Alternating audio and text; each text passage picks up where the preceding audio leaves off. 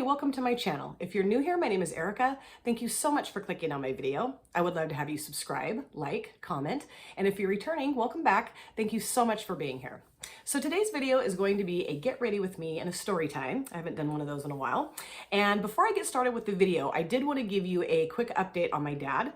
We found out a couple days ago that he is going to have surgery on September 16th. Which we're thrilled that he finally got a surgery date. But the really bummer part of this whole situation is that my daughter's getting married on September 26th and my dad will not be able to attend her wedding. He'll be in the hospital for about a week and then he'll be transferred to a rehab facility for about a week to 2 weeks. And, you know, my mom has passed away, so now neither one of her grandparents will be at her wedding. So it was just kind of a hard blow. Some tears were shed, but you know, we understand my dad has to have this surgery and we've been waiting for several weeks to find out when he was going to have it. We just wish that the date were different, but you know, what can you do? So yeah, and I'll keep you guys posted on how everything's going with that. So like I said, I'm going to be doing a get ready with me and a story time.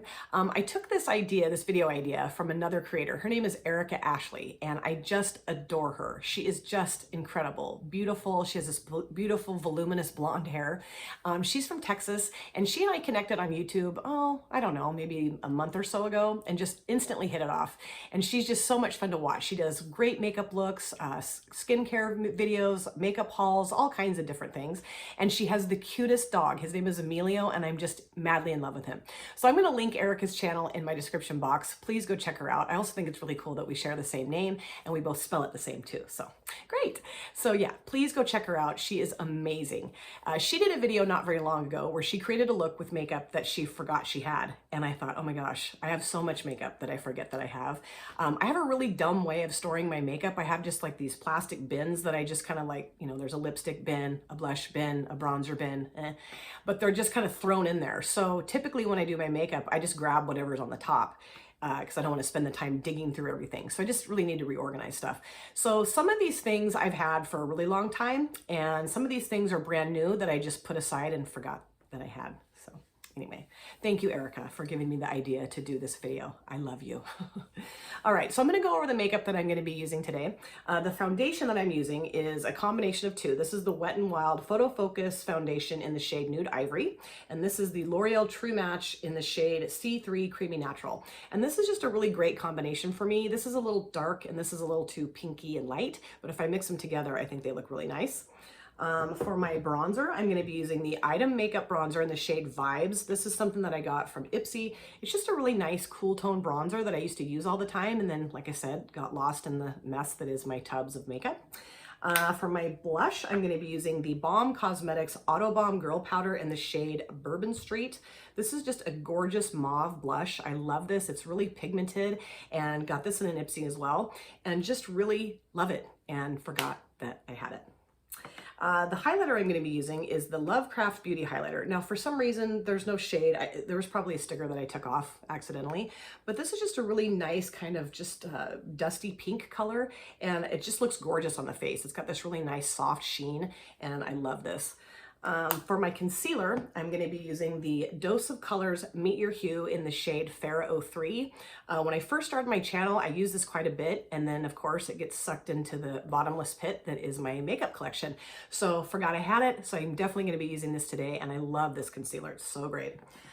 For my eyes, my eye primer, Steph, not your basic Steph, my beautiful sister, soul sister, friend, lover to pieces, she sent me this, the P. Louise base in the shade Rumour 01, and I have had this for several weeks and just set it alongside with my other foundations and odds and ends and completely forgot about it. So it's on my eyelids now. I'm using this today. I'm so excited. Steph, thank you so much. I love you.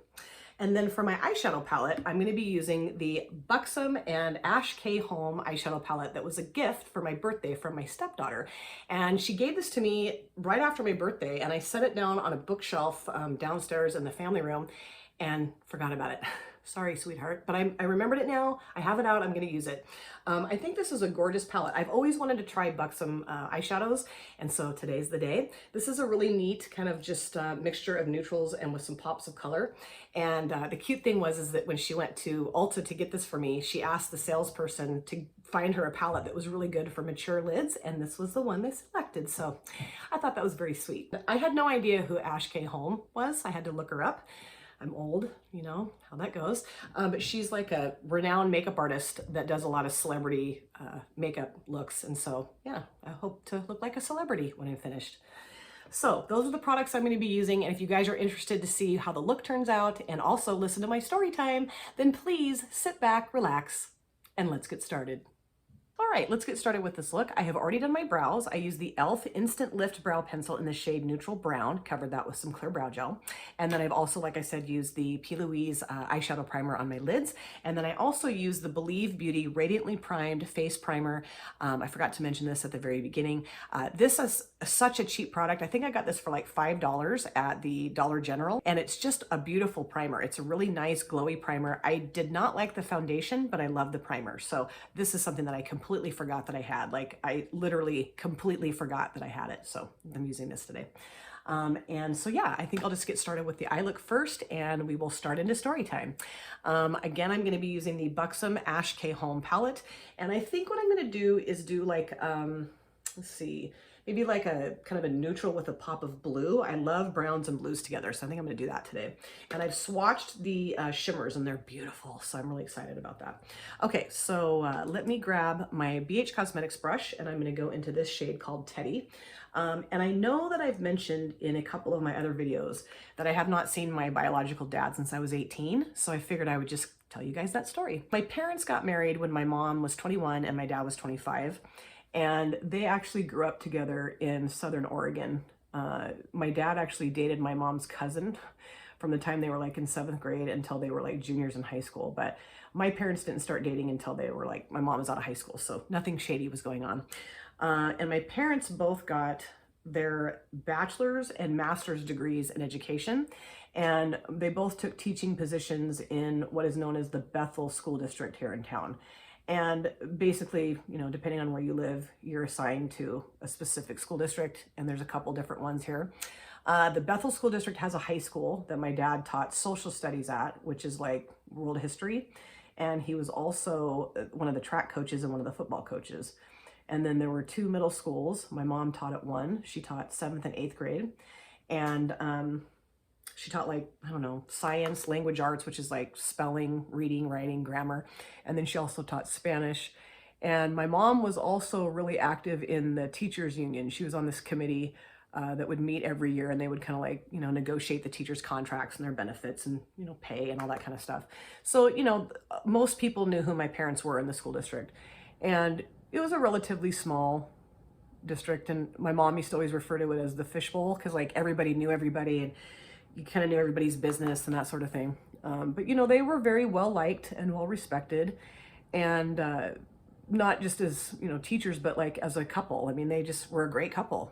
They got along really well. They were very loving towards each other. They never fought, and they were great parents. I mean, they were great parents. My dad was very involved in my life. He would coach all of my sports teams. Like, I started playing basketball and running track when I was like 6, and he was always my coach. My mom was always very active in my life as well. They were both very loving, affectionate parents. And I was definitely a daddy's little girl, for sure. For sure. And yeah, I thought my dad was the best thing ever. And I love my mom too, but, you know, definitely was closer to my dad. So when this whole thing went down, it was very surprising and just kind of unbelievable, especially to me, being their daughter. You know, it's just like, what the hell's going on here? So this whole thing started when I was in the 5th grade. School had just started, so I was 10 years old. And the first weekend after school had started, starting Friday night into Saturday into Sunday, my parents kept going out into the garage and talking in the car, like sitting in the car and talking. And they'd be out there for like, I don't know, an hour, 45 minutes, whatever. And every time they'd come back in the house, it was obvious my mom was like really upset. And I was like, I didn't ask what was going on. I kind of just didn't want to know. The following weekend, that Sunday, my mom took me next door to the neighbor's house for them to kind of keep an eye on me. And she and my dad went for a drive. And when they got back, my mom came and got me, and we all sat down in the family room. And my dad basically just said he was tired of the regimen, which I had no idea what that meant. My mom explained it was like the routine of daily life. And you know, being a husband and a father just wasn't really cutting it for him anymore. He also said that he didn't know if he was in love with my mom anymore. And I'm like, ouch. And that he was going to move out and just kind of go stay with a friend and just kind of figure out what he wanted out of his life. And I love this shade. It's a very nice neutral brown shade. It's doing its job. So I just remember, you know, I started crying and I asked my parents if they were going to get a divorce, and my dad said, well, that's not in my plan. And I'm like, okay, what the hell does that mean? But whatever. So he moved out and he was gone for a couple of months, and my mom absolutely fell apart. And my mom was not somebody that fell apart. You know, she just didn't fall apart ever. So it was very strange for me to see her like that. And she, you know, she was going to work every day, but she was a lot of tears. You know, she wasn't really sleeping or eating, or I don't know, just really weird. And I was seeing my dad every so often. Like, he would come and pick me up after school and take me to the high school and like hang out with him in his office, because his job at the high school had changed, and I'll get to that in a minute. And like, he'd take me out to dinner and then take me home. And you know, I remember crying a lot and, you know, asking him to come home, and it was just yucky. So now I'm going to go into this shade here. It's called Scorpio. It's this really pretty blue shimmer. And I'm going to put that down, I don't know, kind of like the latter half of my lid. And I don't have any setting spray, so I'm hoping this doesn't get all over the place, but we'll see. It's a very pretty shimmer. Very, very pretty, very blue. I love it. Like I said, he was gone for a couple of months, and the beginning of November, it was a Sunday night, and I was getting ready for bed. I had school the next day, and it was like, I don't know, probably 9 o'clock at night, and the doorbell rings, and it's my dad. And he's standing on the doorstep in the pouring down rain, and he's sobbing. And I'm like, So he basically just tells my mom and I that he's so sorry, that he doesn't know what he was trying to figure out, that he loves us both, and that he really wants to come home, and will we please, you know, accept him back at the house. And of course my mom and I are like, well, yeah, of course. And I remember I was so happy. I'm like, yay, you know, my parents are back together. Because at this point, none of my friends' parents had gotten a divorce. I mean, that just wasn't happening at that point. Now it's like everybody's divorced, but then that just wasn't happening. And it was just a really weird place to be. So anyway, he moved back in, and things were good for about a week. And then he just started being a jerk. I don't even know how to describe it. He was just really preoccupied and distant and just not himself at all. And I remember it was like watching my mom walk around on eggshells. She was like super timid and like didn't want to say any, I don't know, just not who my mom was at all. So it was just very strange. And I started kind of being a brat because I was just really like irritated with my dad. Like, why are you being like this? So I was a smart mouth and got sent to my room a few times. So I just remember, now I'm gonna go into this shimmer here. It's called Living. It's just kind of this nice light sand colored shimmer. And I'm gonna put that towards the front of my lid, just kind of brighten that up a little bit. I just remember Thanksgiving coming and going, and it was just really awkward and tension filled, and they weren't speaking. It was horrible.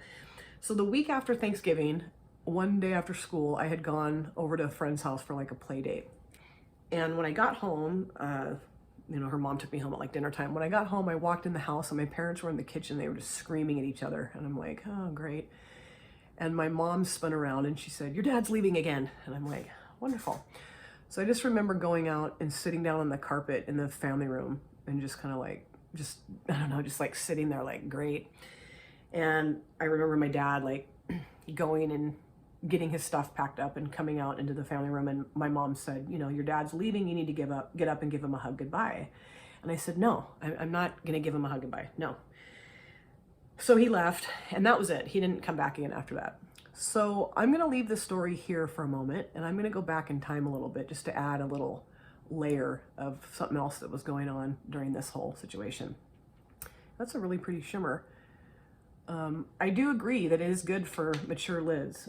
It's not, you know, super flaky or chunky. It's just kind of a nice soft sheen. And then I am going to go back over that with my finger. I always do that.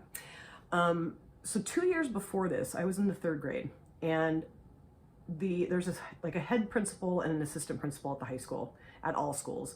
And they're kind of like the boss of the school, you know, they kind of keep an eye on the staff and the students, and, you know, they just kind of run things at the high school.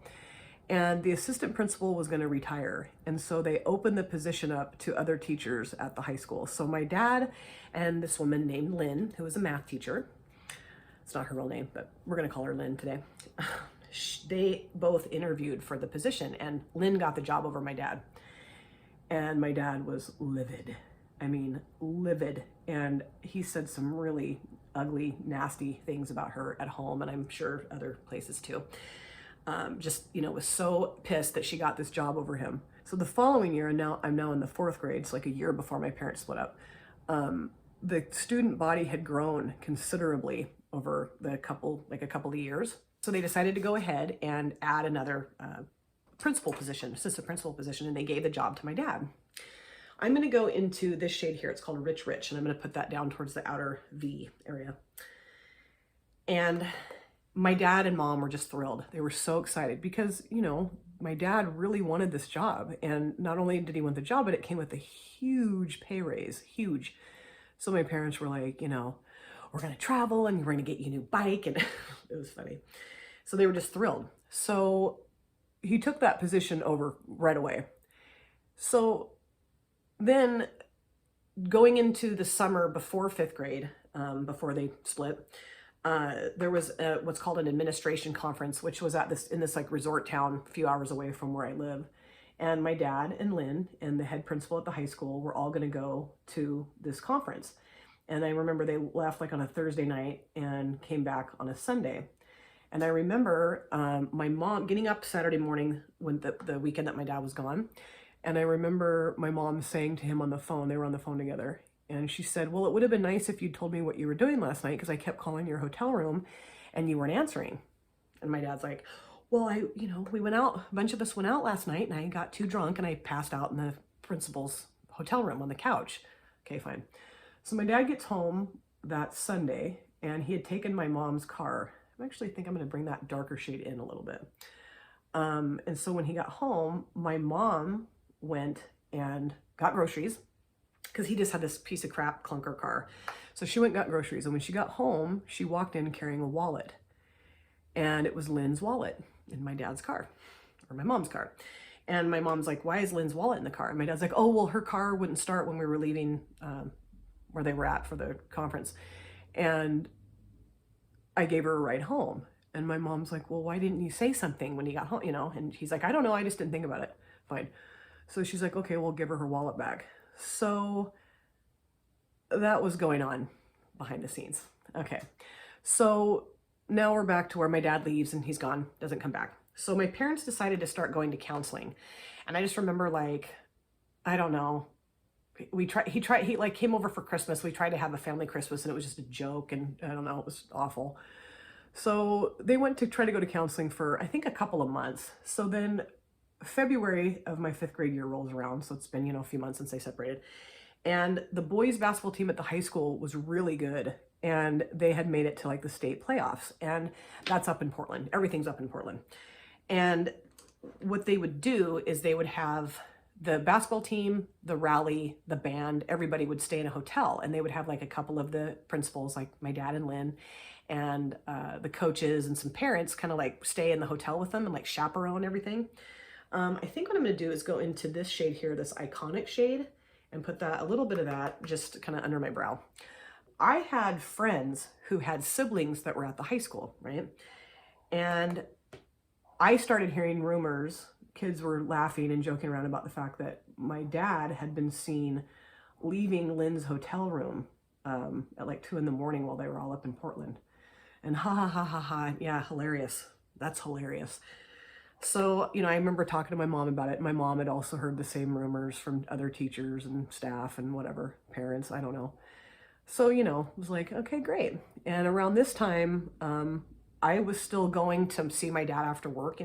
Or after school, he'd come and pick me up. And I had seen interactions between him and Lynn that I thought were really weird and made me feel very uncomfortable. I mean, nothing crazy, but just like, I don't know, the way they would talk to each other and the way they would look at each other. It just made me very uncomfortable. And she was not nice to me at all. She was just really rude and cold and kind of snotty. And I didn't like her. I didn't like her at all. So, okay, so that happened. And then in March, like a month later, oh, and by this point, my parents are no longer going to counseling. My dad just kind of decided, I'm done. I want a divorce. So they'd gotten lawyers and so I just remember March coming and with March comes spring break, and spring break is just a really, it's just a break from school for like a week. And since my mom was a teacher, she got the week off too. And my mom and her best friend really wanted to take me and her daughter to Disneyland for the week. And my mom needed some financial assistance with that because she couldn't afford to take me on her own. So I am gonna actually go into this shade here, Living Again, and just put a little bit of that under my brow because I just kind of want to brighten that up a little bit. So she didn't have enough money to take me to Disneyland, so she really wanted to ask my dad for some financial assistance. And at this point, my dad was being a real asshole about like not helping her pay like the bills in the house, like, you know, house payment and electric and whatever. So she was really nervous, I remember, to ask him for money because she didn't think he was going to give it to her. And she really wanted to take me to Disneyland. So he came over one night after work and instantly was like, you guys want to go to Disneyland? Okay, great. I'll pay for it. Yeah. Here's a check. How much do you want? And we were like, okay. So as he was leaving, my mom said to him, you know, there's something I really want to bring up. And basically what she said was, you know, there's rumors going around that you're having an affair with Lynn. And my dad was like, that's not true. And what are you talking about? And there's no way that would ever happen and blah, blah, blah. And anyway, and my mom just basically said, you know, if that is the case, you better understand that like you guys are going to lose your jobs. Because at this point, you know, you couldn't have a relationship like that with another staff member. No way, you'd lose your job. And she also said, you know, and you're putting your daughter in a really shitty situation because she's hearing all these rumors and it's embarrassing. So like, chill out, you know, you guys can wait till we get divorced because, you know, their divorce took forever, took like over a year. So anyway, he ended up storming out of the house and leaving and whatever. So we went to Disneyland.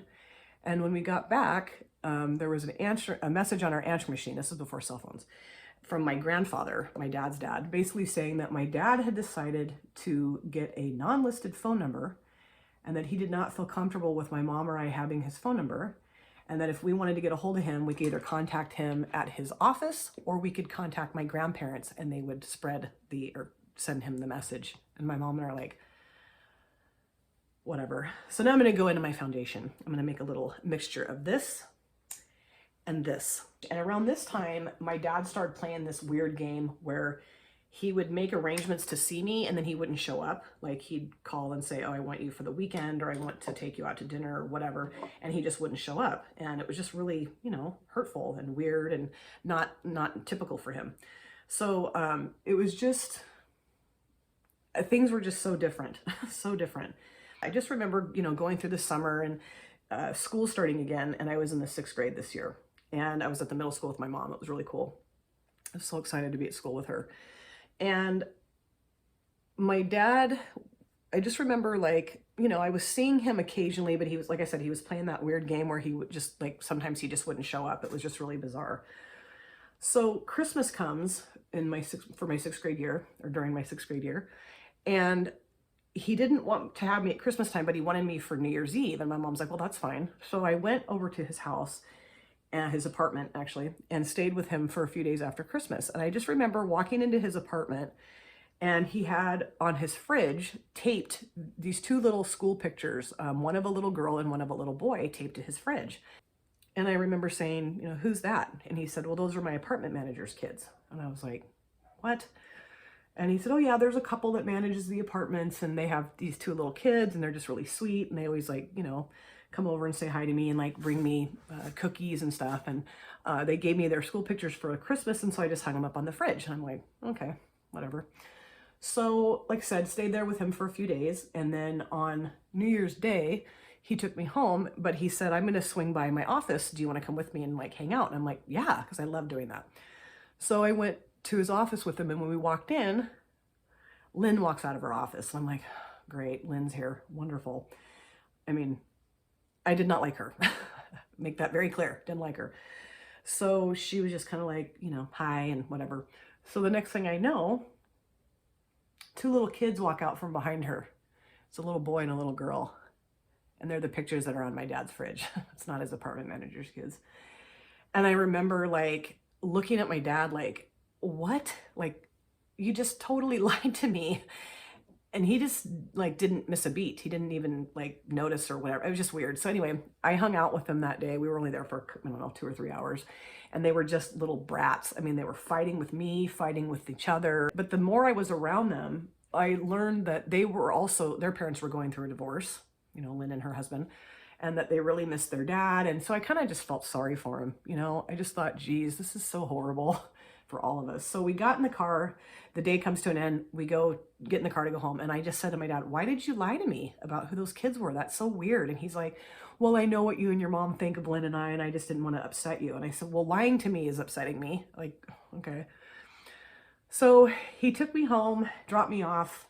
My mom was just starting into their bargaining session for their new contract. This would start in like January, February.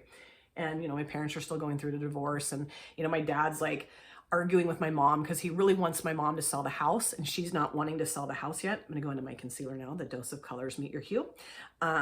She didn't want to sell the house because she didn't want to uproot me. I mean, you know, I just gone through this separation, and she's like, no, we're not doing that. And like, my dad wanted half the money from the sale of the house. And I mean, just all this weird stuff. He didn't want to pay child support. He didn't want to pay spousal support. He didn't want any visitation of me. I mean, it was just weird.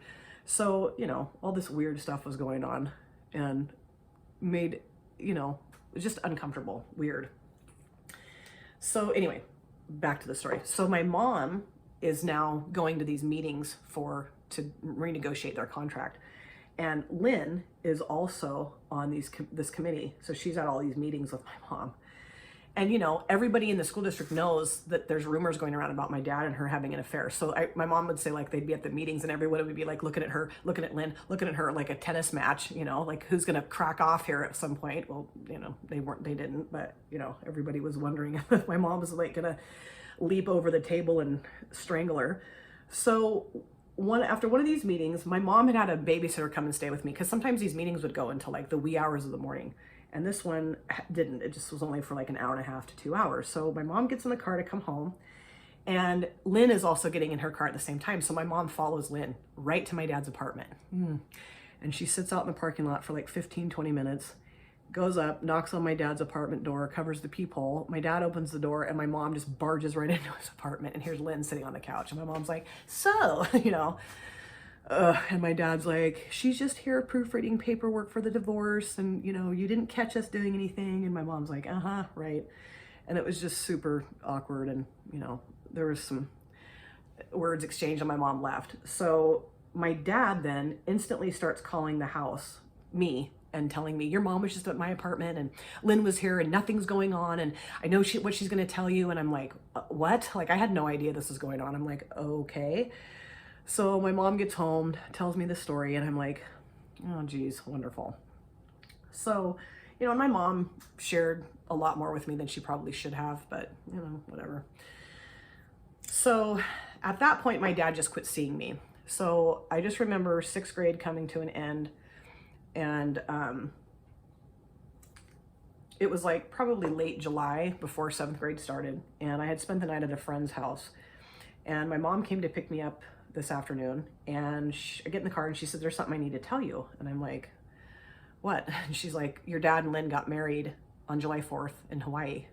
And now my parents' divorce had just been finalized like the May before that. So, you know, they've been divorced for, I don't know, maybe a month and a half, I guess. I don't know. And, you know, this woman that he wasn't having an affair with, nothing's going on, they're just friends, now they're married. And I'm like, huh. So I remember I just instantly started crying, because I didn't like her, and I didn't want her in my dad's life. You know, I just didn't want that. Well, my mom just basically said, and another thing I need you to know is that your dad is no longer the assistant principal at the high school. Apparently the superintendent, who was like the boss of the bosses, pulled my dad and Lynn into his office and said, you know, we're not okay with your guys' relationship. Like, you're making everybody really uncomfortable. So one of you goes or both of you goes. So my dad left and went to a different high school as a principal in this other like little suburb town nearby. So my mom just said, you know, I think you need to get prepared, because I think your dad's probably going to contact you at some point and want you to know about his new bride. And I'm like, oh, great. So he did. About, I don't know, mid-August, I guess, he called the house, and like, I hadn't seen him. I had not seen him, I don't think, since I was at his apartment for New Year's Eve. So it had been several months since I'd seen him. And he called and said he wanted to take me out to dinner. They had some really important news for me. And I'm like, great. So he comes and gets me for dinner. We go, we're sitting there eating our food and, you know, just kind of making small talk. And he finally says, there's something really important I need to tell you. And I'm like, oh, great. And he said, Lynn and I got married on July 4th in Hawaii. And he just goes on and on about how beautiful the ceremony is and how wonderful it was. And how, you know, her kids were there, his parents were there, her parents were there. Everybody that means everything to them was there. And I'm like, okay, well, I wasn't there, but whatever. And I just remember saying to him, you know, what would be really nice, Dad, is if you could just admit to me that you had an affair with her. And that didn't go over very well. He's like, that's your mom talking. Now I'm going to powder. I'm using the L'Oreal Hydra Perfecte Loose Setting Powder in Translucent. I don't really have a powder that I forgot about, so I didn't really include that at the beginning, but I am going to be using this powder because I'm in love with it. And he's like, you know, that's your mom talking, and I've never had an affair with her. And I said, so you just happened to marry her a month and a half after you guys get divorced? And he's like, well, we've just been really good friends, and we knew that we just fell in love very quickly. And, you know, when you know it's right, it's right. And so we just went ahead and got married. And I'm like, whatever. And I can't remember exactly what happened, but I remember it got pretty heated, and I called him a liar, and I got up and left the table and walked right out the front door of the restaurant and just took off walking down the street like I was just going to walk home. I was so mad at him because, you know, he just could not tell me the truth. And, you know, not that he had to tell me the truth. I mean, I was, what, 11? I mean, you know, or 12, I guess at this point. I mean, you know, I get it, but I don't know. I was really angry, and I had been dealing with anger and like sadness and like disappointment and abandonment for like, you know, going on 2 years now. And I had kept all this stuff kind of stuffed down, and it just all came out that night. I just blah. And like I said, I got up, left the restaurant, just start hauling butt down the street, walking like I'm going to walk home. I mean, I'm clear on the other side of town from where I live, but whatever. So the next thing I know, my dad's in the car, and he's like driving alongside of me, yelling at me to get in the car. And I'm not getting in the car. I'm in tears, and it was horrible. So finally I get in the car, and we drove around for a while, and we actually had a really good talk. And I basically said to him that I really felt abandoned by him, that I felt like my voice had been taken away from me. Like him and my mom had just decided all this stuff, and like, you know, I was not a part of those decisions, and it really hurt me, and that I really missed my dad. I mean, I really missed my dad. I mean, he was such an active part of my life, and now it's been months since I've even seen him. And he cried and apologized, and he basically, you know, said things like, you know, we really want you in our lives, and, you know, Lynn really wants to have, you know, you and her kids get to know each other, and blah, blah. Okay, fine. So he basically said, you know, I really would like for us to become a family, and I really want to have you start spending time with us. And I'm like, I think I said something like, I'll think about it or something. He took me home, and I remember going home and talking to my mom about everything, and she's, you know, and I was in tears, and she just sat and listened, you know, and she apologized too for her kind of part in all of this, you know, because I mean, it was just a horrible situation. It was awful. And she basically just said, you know, I think you're going to have to at least give her a chance. You know, you're going to have to, if you really want to have a relationship with your dad, I think you're really going to have to give her a chance and just try, you know, try to get to know her. So, okay, fine. So we went out to dinner together, myself, my dad, Lynn, and her kids. We did this maybe 3 or 4 times, and it was a disaster. Every single time it was a disaster. The kids were brats. Now they like loved my dad and like were hanging all over. I mean, I just felt like an absolute third wheel. They barely talked to me. It was just so weird. It was so weird. And my dad was like, you know, constantly making sure that the kids were okay and that she was happy, and like, how are you guys okay? And just kind of ignoring me. I don't even know how to describe it. It was just really bizarre. So after doing this a few times, I finally decided, and Lynn was just awful to me. And she made a couple really nasty remarks about my mom. And I just thought, I'm not doing this. So I remember calling my dad at his office, because I still didn't have his phone number, and telling him, like, I just can't do this anymore. If we're going to see each other, I would rather it just be you and I see each other. And he basically just said, well, I can't do that. If you're not going to be around Lynn and her kids, I can't see you anymore. And I just like basically hung up on him. I was like, forget this. So that was it. And I did not see him again until I was 18. So my parents, like I said, they sold their house, or my mom sold the house, and he got half the sale of the house finally. And we ended up moving to a different part of town because I did not want to go to that high school. Even though my dad wasn't there anymore, still didn't want to go there. So started at a new high school. I only knew like a couple people there. So I get through all 4 years of high school and don't have any communication with my dad at all. And I go right before graduation. We graduated. There was probably like 280 some kids, I guess, in my graduating class. So we would graduate in this big performing arts center downtown, and it was gorgeous. And just, it was kind of like a theater, opera house, beautiful seating and the beautiful stage. And we were so excited to graduate there. And each kid got 6 tickets to give to like family members and friends to have them come to graduation. And so I go and get my tickets, my friends and I do. Now, the woman that runs the front office at my high school was a battle axe. She was just vicious, and she couldn't stand us kids. I mean, we never could understand why she even worked there. She was so, ugh. So I go to get my tickets, and I open up the envelope, and there's 4 tickets, and there's supposed to be 6. And I'm like, what? And so I look at the woman and I said, where are my tickets? And she's like, what do you mean, where are your tickets? I said, well, my tickets aren't in here. And she's like, well, they better be. And I said, well, they're not. And she's like, well, you dropped them. And I'm like, no, they just weren't in here. So she gets really argumentative. I get really argumentative. And next thing I know, the principal of my high school, who I love, pops his head out the door and he goes, you, come here. And I'm like, oh shit, I'm in trouble now. So he brings me in, he sits me down. I'm going to put a little bit of this blue underneath my eyes too. I thought that would look pretty. He sits me down in a chair and he says, I want you to calm down and I'm going to tell you where your tickets are. He said, your dad came and got 2 of your tickets. And I'm like, my dad? And he's like, yeah. And I said, no. I hadn't seen my dad for years at this point, you know. And I'm like, I don't want my dad to have my tickets to graduation. Are you kidding me? And he's like, well, I'll give you 2 more tickets. Like, you know, you're going to have your 6 tickets. And he said, you know, I just want you to know that your dad has been getting copies of all your report cards all through high school. And every time your mom has had like a parent-teacher conference at school, your dad has also communicated with those teachers as well. So your dad's been following your high school career this whole time. And I'm thinking, why in the hell couldn't my dad have just asked me for copies of my report card? I would have gladly given them to him. You know, it's just so weird. And I'm like, I don't understand how that's even legal. Like, how can he do that without my permission or my mom's permission? And he said, well, there's no court order that says that he can't have those documents. And I'm like, okay, this is ridiculous. And he said, you know, I just think what you need to understand, this guy knew who my dad was because they're principals. So he knew him. And he said, you know, I think what you're going to have to understand is that your dad is never going to be the person that you want him to be. And you might just have to meet him halfway at some point. And I'm like, yeah, right. No. Like, I was just like, no. So anyway, I think that looks pretty. I'm going to add a little bit of the lighter shimmer towards the front there. So go to graduation. I don't see my dad there. I didn't even see my mom at graduation. There were so many people there. So now I'm going to go into this little shade here, Living, and put that towards the front of my lower lash line.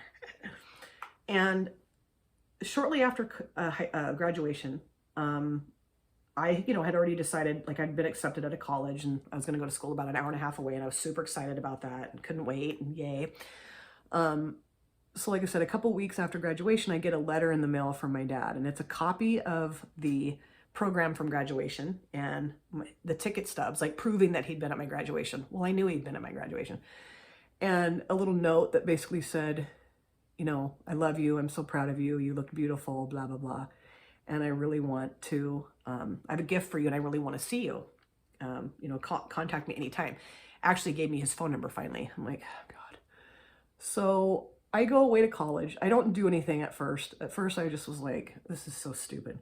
Like, you're an idiot. And I didn't do anything at first, but so I go away to college and I'm living in the dorm. And I don't know, it just kind of kept eating at me and eating at me and eating at me that he had gotten a hold of, had written to me. And now I'm going to go into the Colourpop Cream Gel Liner in the shade Prance and put that in my waterline. I should have done this first, but I got caught off track with my story.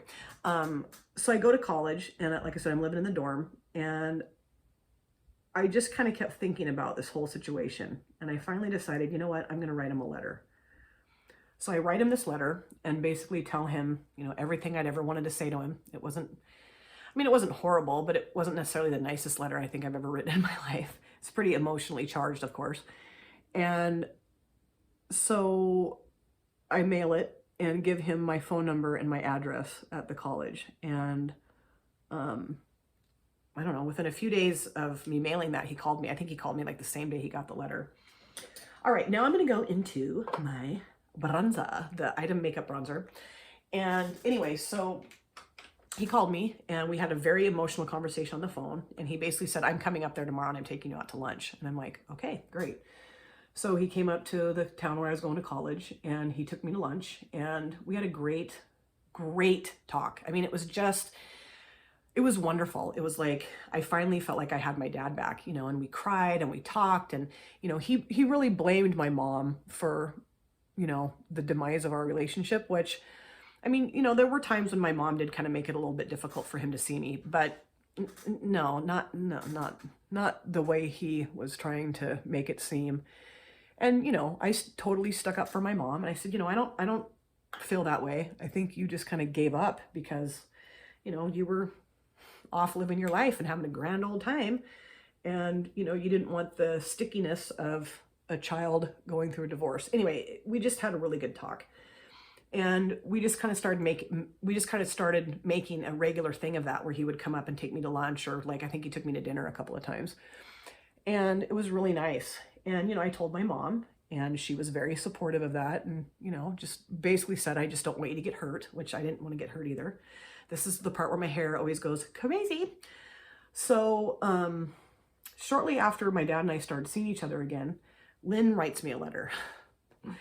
And it was actually a really nice letter. And she basically just said how glad she was that my dad and I were talking and that she was really, you know, felt good that we were, you know, forming a relationship.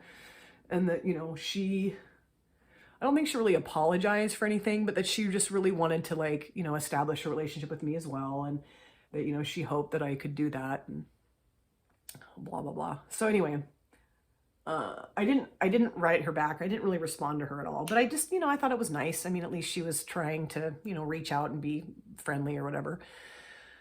So my dad finally says to me, now this is going on through my freshman year of college. So it's like, I think actually by the time, yeah, school had ended, my freshman year had come to an end and I had moved back home. And my dad asked if I would please come to their house and have dinner with he and Lynn. And I was like, I guess, you know, I should probably try to give her another chance. You know, I mean, nobody's perfect and, you know, maybe she's changed, who knows? So I go over to their house for dinner and I don't know, she's just a very strange person. And it was just the same old kind of thing again, where she was just really kind of cold and not very friendly and just very like manipulative of the conversation. Like I would be talking to my dad and she just cut me off. And another thing that was really hard was that my dad took me like on a tour of their house and, you know, she has 2 kids that he basically had raised. Okay.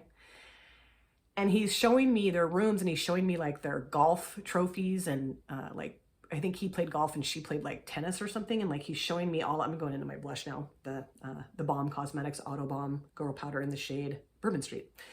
And he's just showing me, now this is very pigmented, so I gotta be careful. I'm gonna be like, wow. He's just showing me all of their like accolades over the years and how proud he is of them and how he was coaching them and all this stuff. And I'm thinking, my God, like, you could have been doing that for me and you chose not to. And I have, you know, track letters and dance team awards and all kinds of stuff in my room, but you didn't help me get these things and you don't even know I have them. And I thought, why is he showing me this stuff? It was so weird. I couldn't believe it. So anyway, I don't know. I went to their house a couple of times for dinners and I just could not stand her. I just could not, and she couldn't stand me. I mean, it was very obvious she did not like me. I think she tried, but, you know, she just couldn't get past it, which, you know, okay, fine. And I was going to a counselor at this point. I was seeing a counselor at the college. She was like a graduate student, so she was getting like college credit to counsel me. And I was telling her, you know, I just don't know if I'm ever going to be able to be around her. And she said, well, what I recommend that you do, you don't have to be around her. You know, you don't have to be around her. Nobody says you have to. And she said, you know, you're an adult now. So what I would do is just tell your dad, listen, we can see each other on occasion. Like, we don't have to do it all the time. But I just really, I just don't really want to have a relationship with her. I just can't do it. And see what he says. So it was like towards the end of summer, my sophomore year was getting ready to start, and he asked me to come to dinner again. And I am like, okay, fine. So I went to dinner. I always love to put a little bit of blush on my nose because I just think it looks more natural. Okay, now I'm gonna go into my highlighter, which is the Lovecraft Beauty Highlighter. And I'm gonna grab a brush. So I remember I went over there for the last time, and I sat down with him, and Lynn, I remember Lynn was like cooking dinner, and I was sitting at the kitchen counter, and I asked him, can you and I please go somewhere and talk, just privately, you and I? And I could see her like stiffen, like, and kind of look at me like, And my dad said, no, I can't do that. Like, if you have something to say, you can say it in front of Lynn. Great. So I said, well, how I feel is that this is not working out. I feel very uncomfortable with Lynn around. I feel like, you know, she's very manipulative, and I don't like her. And I remember she was cooking something, and she like slammed the spoon down on the counter and just stormed out of the room. And my dad's like, how dare you? And, you know, this is her house, and how dare you come and disrespect her? And I said, listen, I'm not trying to be disrespectful. I wanted to have this conversation without her around, but I'm telling you, I can't handle this anymore. Like, I want to have a relationship with you, but I can't have a relationship with her. And I don't know that I ever will be able to do that. And he basically just said, then get out of here. I don't ever want to see you again. If you can't accept her in my life, and you can't have a relationship with all of us, then get out. I'm done. And that was it. I called my friend to come and pick me up because I didn't have a license yet. And my friend came and picked me up, and I never saw him again. That was it. I just remember standing out in his driveway, sobbing, and like neither one of, well, I knew she wasn't going to come out and talk to me, but he didn't even come out to talk to me at all either. I was just like, awesome. So yeah, that was the end of that. Now, I have seen my dad. He lives in the same town that I live in. And I've seen him a couple of times. When Braden was 3, he used to love to go to the mall and play on these little rides that you like put a quarter in and the horsey goes back and forth. So I would, like, when Sydney was at school, sometimes I would take him on like a date, and me and my little bubby. And I remember putting him on a ride and putting a quarter in, and I saw somebody out of the corner of my eye, and I turned around. We're at the mall. I think I already said that. And here's my dad walking down the mall, like right by me. And he looked at me, looked down at Braden, looked at me again, and then just kept walking. Didn't say a word. And I remember I went, hi, really loud. And he didn't turn around or anything. And then I've seen him a couple times just randomly. But yeah, I don't know. My mom got remarried when I was 21, and my dad, that is the dad that I've referred to in the beginning of the video and my other videos. And he adopted me, and he is my dad, you know, whether biologically or not, he is my dad. And I'm so grateful that I have him in my life. I love that man so much, and he has done so much for me and my kids.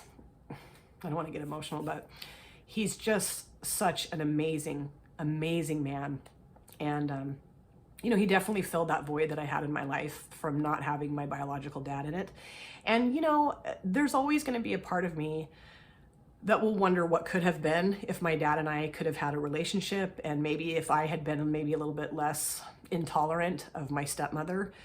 Maybe, you know, I am to blame for some of that. Maybe I should have been a little bit more, I don't know, mature about it. But I don't know. I don't understand, especially after being a parent, and I am going to wrap this video up, I promise. After having my own kids, I don't understand how you could ever not be around your children. I wouldn't care who was trying to prevent me from seeing my kids. Nobody would prevent me from that. Nobody. And, you know, I have a stepdaughter. She's the one that got me the eyeshadow palette. And I would never keep her away from her dad, ever. I mean, I've always encouraged him and her. I mean, I've always wanted them to have her, and they do. They have a great relationship. But I've never, ever tried to get in the way of that. I mean, he's never tried to get in the way of my relationship with my kids. It's just, I don't know. It's just really unfortunate. I think back to my childhood with my dad and who he was then, and then who he turned into by the time I was 18 and we quit talking. Just a completely different person. So yeah, that's my parents' divorce story. And I hope I didn't upset anybody, but I just, you know, I wanted to share with you guys why I don't talk to my dad anymore. I've mentioned it a few times, and I just thought, you know, I'm just going to tell the story. So I'm done with my look. I'm going to add some finishing touches, and I'll be right back to show you how it all came together. So hang tight. All right, I added the finishing touches and this is the final look. I really like how this look turned out. And I really want to say thank you to Erica Ashley for giving me this great idea for creating a look with products that I just completely forgot I had. I had such a blast using older products, newer products, and yeah, it was just really a lot of fun. So thank you very much, Erica. I want to go over the palette with you guys again. This is the Buxom and Ash K Holm eyeshadow palette that I use in this look today. This was a gift from my beautiful, wonderful, incredible stepdaughter, Allison. I used the browns. I used this beautiful shimmer here, this shade called Scorpio, which was my favorite shade. And I do think that these shimmers are really nice for mature lids. I mean, I think they're nice for any lid, but I definitely felt like they were kind of a softer or just easier shade to manipulate on mature lids. And I think they look really pretty on my eyelid. And I just really enjoyed this palette and I can't wait to use it again. It's really fun. It's got the neutral options, but also the bright pops of color, which I really enjoy. Those are my favorite kind of palettes, so yay. And then I also wanted to go over a few things I use in this look as well. For my mascara, I use the Doucce or Doucce. I'm not exactly sure how to pronounce the name of the brand, but I use this mascara. This is the Punk Volumizer mascara in the shade Black. And I got this, I think, in a BoxyCharm not very long ago and just completely forget that I have it because, of course, I'm always using the Essence Lash Princess or my Wet n Wild Big Pop-Up. But this is a really nice mascara. Really makes your lashes look longer and thicker, and I really enjoy using this. And then for my upper lid, I use the Jonteblu Professional Art Makeup 24-Hour Liquid Eyeliner in the shade Black. I was using this a ton when I first got it, and then I got sucked back into my Ciate Fierce Flicks black eyeliner, so I thought I'd use this today, and I just love this eyeliner. It's so nice. And then for my lips, I use the Revlon Super Lustrous Bullet Lipstick in the shade Love That Red 725. I got a set of these not very long ago at TJ Maxx and just completely forgot that I had the shade. And I really wanted to use kind of a bright, bold red color for my lips since my eyes are more neutral. And I love these lipsticks. They're so nice, and I'm really glad that I pulled this one out. I know that topics like this aren't the easiest thing to listen to, so it really does mean a lot to me if you took time out of your life to sit down and listen to this. I can honestly say that through all of the things I went through with my parents' divorce, it really made me, I believe, a better mother. I mean, of course, I've made mistakes and I will continue to make mistakes. I'm not a perfect parent by any stretch, but it just really made me very conscious and aware of always showing my kids how much I love them. I never wanted them to question my love for them or ever feel like I would abandon them. And so there's a part of me that kind of just wants to thank my biological dad for making me a better parent, because it just really made me realize how important that bond is with your child. And I don't understand why it turned out the way that it did. I don't know how he lives with himself knowing that, he hasn't seen me for over half of my life and virtually knows nothing about me or my kids. I just don't understand that, especially when, my mom gets remarried. This man adopts me and is so present in my life, loves me, loves my kids, showers us with love, and is always there for us. And, there's no genetic material shared there at all. And he just completely stepped in and is my dad. And I'm so grateful for him in my life. I just adore that man so much.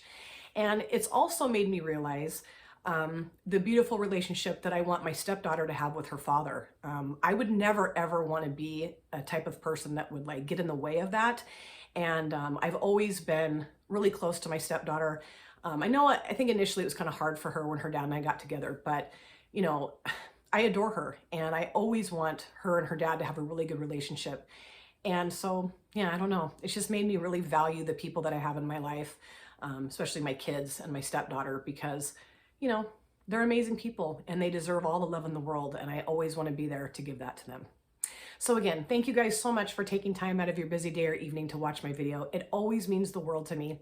If you have subscribed or you would like to subscribe, do not forget to hit the notification bell. That way you're aware of all of my future uploads. I cannot wait to see you guys again on my next video, but in the meantime, please take care, be well, safe, happy, and I will see you again soon. Take care, you guys. Thanks again. Bye.